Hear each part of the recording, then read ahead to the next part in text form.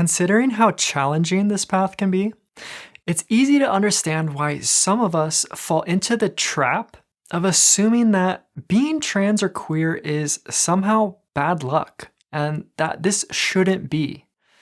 But in my experience, this is not a helpful perspective. So in this conversation, I'm going to offer you 2 reasons why being trans or queer is actually the best thing that has ever happened to you. And for reason number 1, it's self-discovery is knocking at your door. And if you're trans or queer, then you have been presented with an opportunity to discover what it means to be truthfully, authentically you.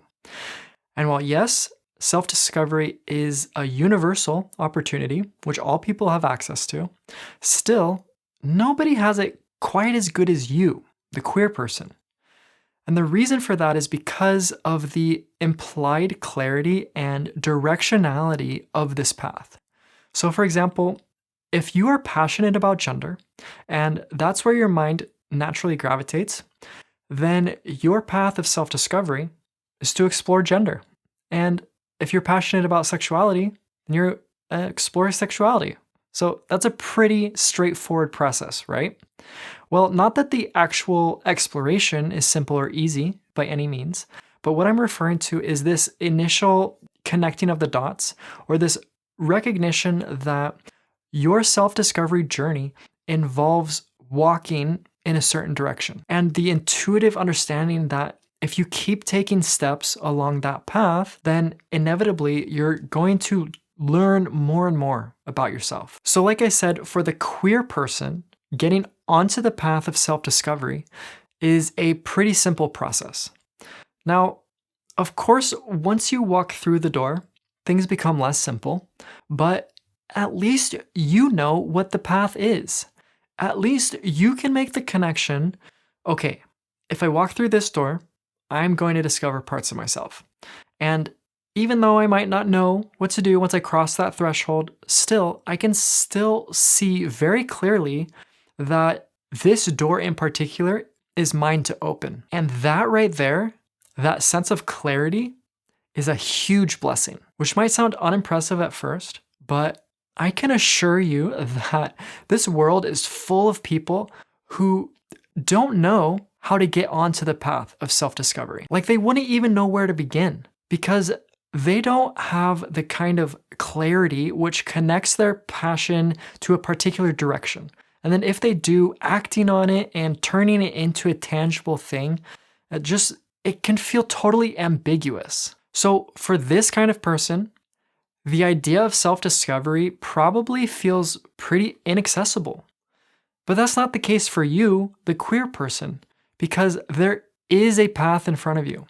And even though you don't know where it's leading and you aren't sure how to walk it, and the entire situation might feel totally intimidating, still, you've been blessed with clarity. And you can intuitively sense that there is a direction which is calling your name.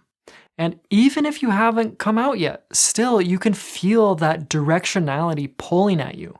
And your mind has probably already begun opening to this new world that you can envision for yourself. And so if that is happening, then it's only a matter of time before you start taking steps in the right direction. And so that is why I'm proposing that being queer is the best thing that has ever happened to you. All right, let's move on to number 2. You've been blessed with challenge. And not just any challenge, but an abundance of extreme, persistent, and existential challenge. So I'm talking the kind of challenge that rips you out of the nest and launches you miles outside of your comfort zone, with or without your consent. And that, my friend, is a good thing. Why? Because that is what it takes for you to learn what you're made of.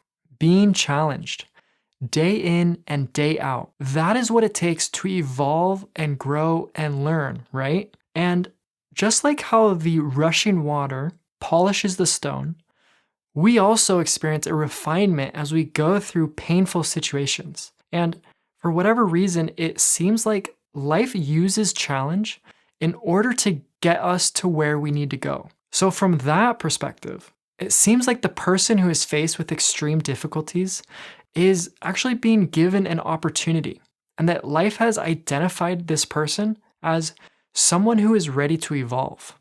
And I don't know about you, but for me, challenge has been my main teacher.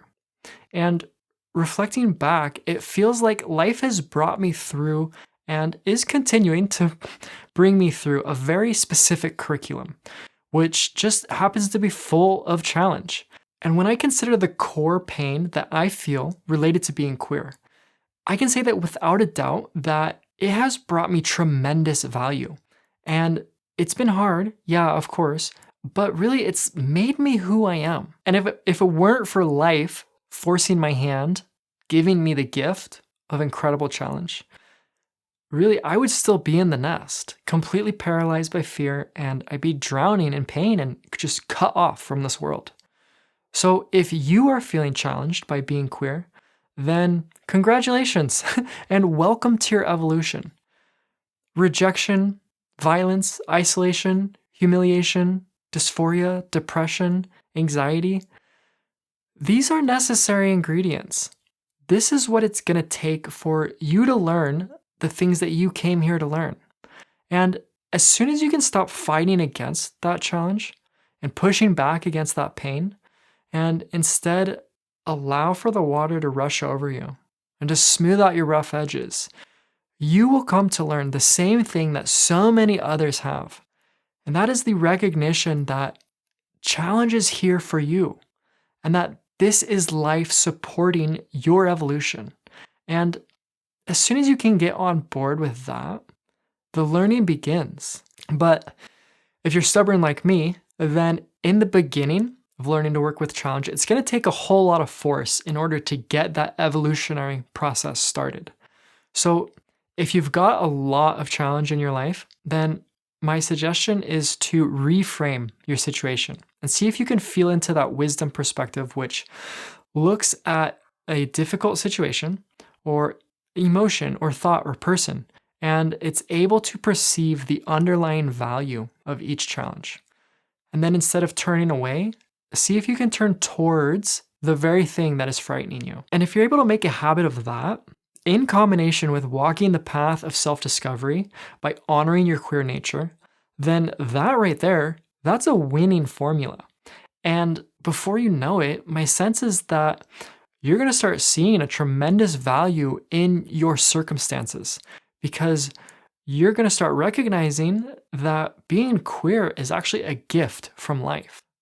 And if you want to learn more about the core principles, which are resting underneath the challenge and at the heart of the trans path, then you should watch this video. And I'll share with you the main teachings which this path has to offer. All right, my friend, that's all I've got. I'll see you in the next one.